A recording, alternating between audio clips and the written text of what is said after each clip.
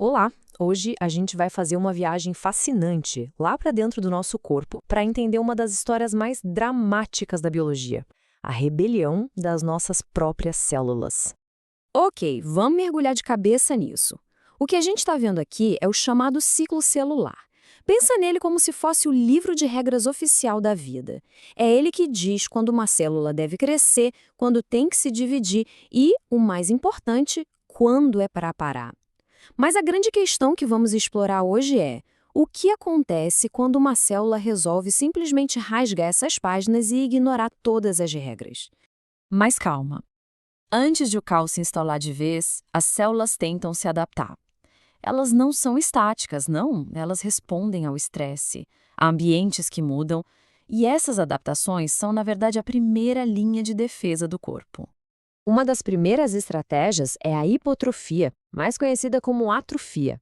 É como uma retirada tática, sabe? Quando a demanda diminui ou os recursos ficam escassos, as células encolhem para conservar energia. Elas não morrem, não, só diminuem a operação.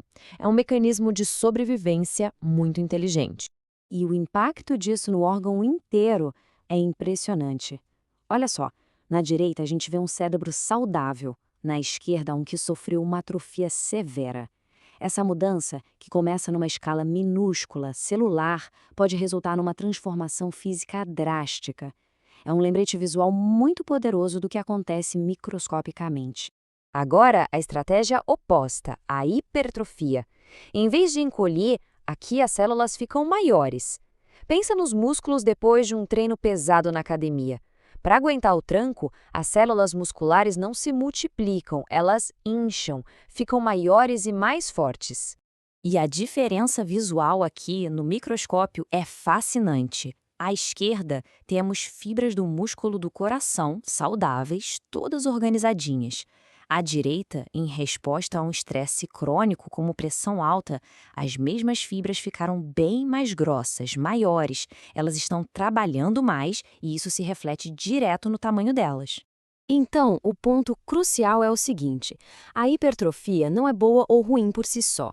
Ela pode ser fisiológica, ou seja, útil, como o crescimento do útero durante a gravidez, ou pode ser patológica, um sinal de problema, como o coração se esforçando demais para bombear sangue.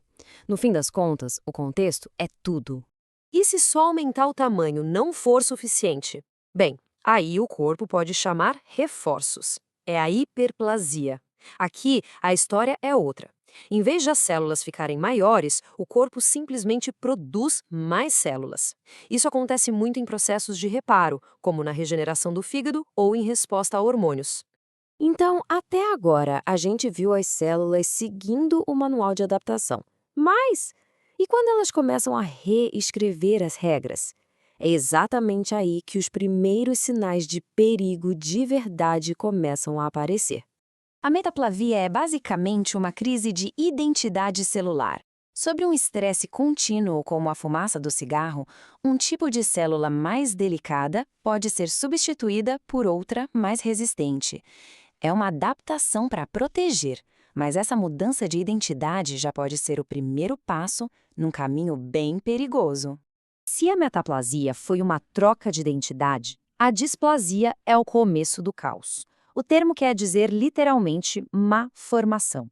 As células não só ficam com uma aparência anormal, com tamanhos e formas todas bagunçadas, como também perdem a organização. O tecido começa a parecer desordenado. Atenção, isso ainda não é câncer, mas já é considerado um baita sinal de alerta, uma condição pré-cancerosa. E isso nos traz, finalmente, ao nosso tópico principal. O que acontece quando as células ignoram completamente o livro de regras, a organização e a ordem. A gente chega na anarquia celular, o câncer. E aqui vai uma curiosidade bem interessante. A palavra câncer tem uma origem supervisual. Os médicos da antiguidade, lá atrás, olhavam para um tumor maligno e viam uma coisa que parecia um caranguejo, sabe? Com as suas garras se estendendo e se agarrando com força no tecido ao redor. É uma imagem bem poderosa que captura perfeitamente a natureza invasiva da doença. O nome técnico para essa rebelião toda é neoplasia, que quer dizer novo crescimento. Essas células se tornam autônomas. Elas não escutam mais os sinais do corpo para parar de crescer. Elas se multiplicam por conta própria, formando aquela massa que a gente chama de tumor. Mas olha, nem todo tumor é igual. Esse slide mostra a diferença crucial. Os tumores benignos são como uma multidão contida. Eles crescem, mas não invadem os vizinhos, e as células ainda se parecem com as originais. Já os tumores malignos, bom, aí é anarquia total. Eles invadem tudo. As células são esquisitas, pouco diferenciadas, se dividem numa velocidade maluca e o crescimento é tão descontrolado que pode até levar à morte de partes do próprio tumor. Mas o que realmente define um câncer maligno e o torna tão perigoso é uma única habilidade, a sua assinatura, a metástase.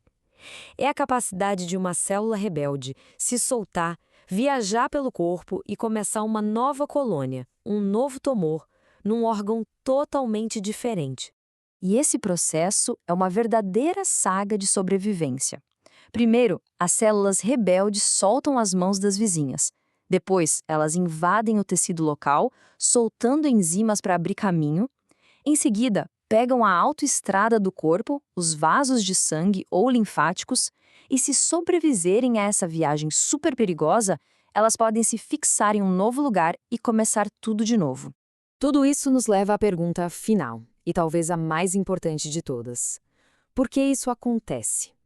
O que faz uma célula normal, que seguia as regras, se transformar uma rebelde anárquica? A resposta está no nosso DNA. O câncer é, em sua essência, uma doença genética. A rebelião começa quando acontecem danos em genes muito específicos. Pensa que é como sabotar um carro. Você pode cortar os freios, que seriam os genes supressores de tumor, pode prender o acelerador no fundo, ativando os proto-oncogenes, ou pode demitir o mecânico, danificando os genes de reparo do DNA. O resultado é sempre o mesmo, um crescimento totalmente fora de controle. E o que causa esses danos genéticos? São agentes que a gente chama de carcinógenos. E eles vêm de várias formas. Podem ser químicos, como os da fumaça do cigarro, físicos, como a radiação UV do sol, e até biológicos, como alguns vírus que conseguem bagunçar nosso código genético. E é super importante entender que isso quase nunca acontece do dia para a noite. Geralmente é um processo de 2 etapas. A iniciação é como se fosse o primeiro golpe genético, que deixa a célula vulnerável. Depois vem a promoção, quando um outro fator entra em cena e estimula essa célula já modificada a se dividir sem parar. É aí que o tumor começa. E assim, a gente fecha o ciclo. Começamos com uma única célula, seguindo um livro de regras com milhões de anos, e chegamos a uma rebelião que pode desafiar um organismo inteiro. Entender essa jornada, da adaptação até a anarquia, não é só sobre biologia. É, no fundo, entender uma das batalhas mais fundamentais que acontecem dentro da gente e que continua moldando o futuro da medicina.